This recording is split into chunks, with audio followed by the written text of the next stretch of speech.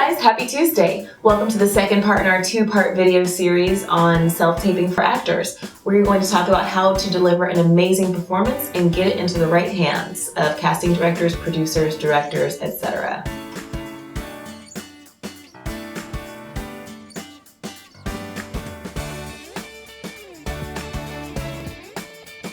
Welcome back. I am here with actor and co-founder of Rehearse, Darren Darnborough, and he shared some awesome tips last week on how to self-tape like a rock star.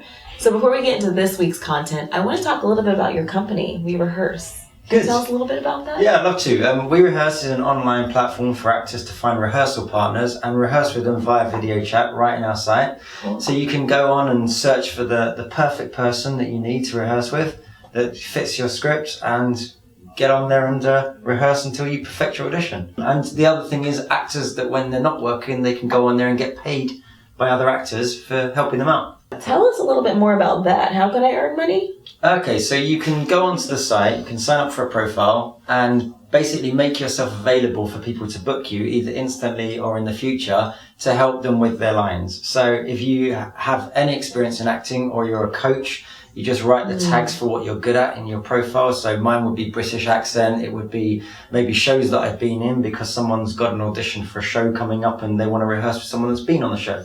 That kind of thing.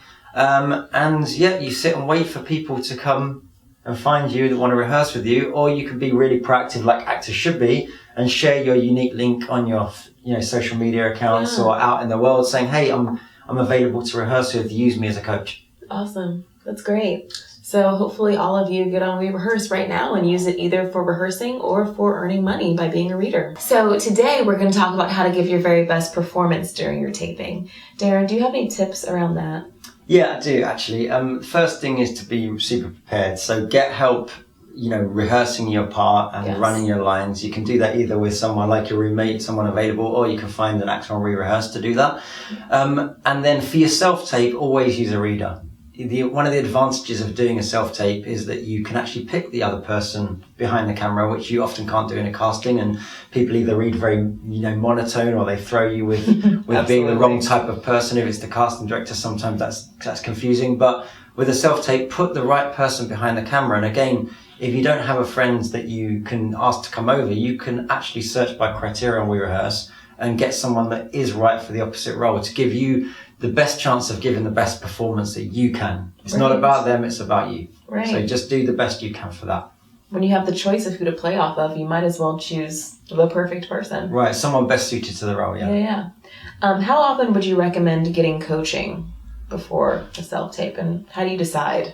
I think it's all to do with what works for you. I think if you're less experienced and for a bigger role, it might be worth the investment. Some people just do better by reading lots of times with lots of different people and doing it. And other people, they don't want to do that and they actually feel like it's more fresh if they just do it a few times. Sure. I think you've got to establish what's right for you with coaches and again, who you like to work with and who's good, because there's a lot of bad ones out there and I'm sure you can find all the good ones on Workshop Guru.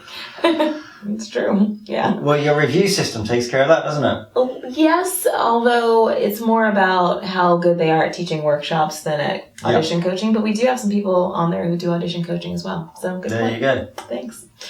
So once we have our video prepped, and check out our last week's video if you want some keys to the technology to get that done well.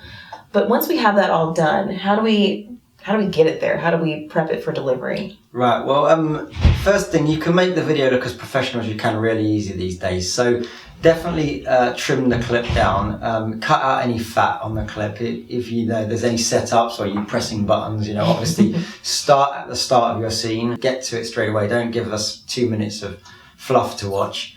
So trim your clip, then either slate to camera like you would do in an audition, or you can put a slate up with your name and your agent on the front, but again, keep that to a couple of seconds. They can pause it if they need to read the details. Right.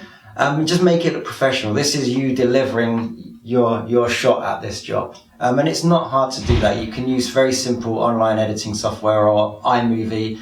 And a lot of people say, I don't know how to use that. And my answer to that is learn to. Right. This is your business. You need to learn the tools.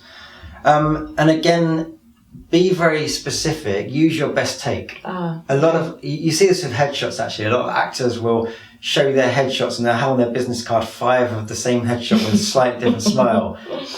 Just choose the one that you think shows you in your best light. One take only. I would suggest one take only, unless your agent asks you for something different or the casting director asks you for something different. Okay. If you are going to do 2 takes, make sure they're drastically different. No one wants to see you do the same thing again, but just raise your eyebrow different in the next scene. It sort of shows that you're not decisive of your character. Is there a file type that works best? I mean, this is like details, but well, really, when you're saving the file, try and use a common file type. Usually people in media use either QuickTime or MPEGs, and people's computers support them very well. Look out for those 2 file types. But if your camera records in a different way, you can upload it to some video software to change it, or there's a website called youconvertit.com where you'll be able to convert any file type to any other file type.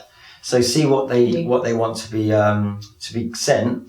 And again, sending those files, they can be really big, and you don't want to compress them too much and get really bad quality because you've just set up your camera all nice with your nice lighting. But luckily, again, these days there's a lot of different file delivery systems. There's Hightail, there's Vimeo, there's Dropbox, there's Google Drive. I would say become familiar with all those different platforms because different casting directors may want you to send it a different way. Sure. WeTransfer is a really easy one. And again, if you're doing it a lot and you need better quality or more space, some of these things offer subscription plans. It's part of your toolkit. You need to do it. Cool. That's great. So now that we know exactly how to get it into the hands of the people that we want to see it, do you have any kind of next level tips for our actors today? Next level tips. Well, basically, I would say expand your network. If you've really mastered the art of self-taping and you can do it very quickly, you've got your home studio set up, you've got your process set up so you can do it quickly and on demand, then get more opportunities in. And because you don't physically have to be somewhere to self-tape, you can try and get agents or representation in other cities and states. Look for work that will hire you as a local hire if you get the job, because that way you'll pay your way to get there and put yourself up, but it's a way of being considered in that pool of talent that aren't from, where you're going. And then the other thing is look around other opportunities where you are able to work. If you've got sort of residency in another country, then find the person there that's willing to push you out to those castings and casting directors, because a lot of casting is going cross country now. Absolutely. From New York to LA and also internationally, like a lot of British casting directors are casting American films, for instance. So I think Captain Phillips was entirely cast by a British casting director. So good to know. Perfect. Yeah, with this technology, we can really take advantage of opportunities all over the world. It's really exciting. Yeah. Awesome. Thank you so much. Yay, the internet, right? Yes, exactly. Yay, the internet. So if you like this content, be sure to subscribe to our YouTube channel and be sure to sign up for We Rehearse. Get on there and make some money and get those auditions up to par. We will see you next week on Guru Tips for Actors. Welcome to the second video in our 2-part series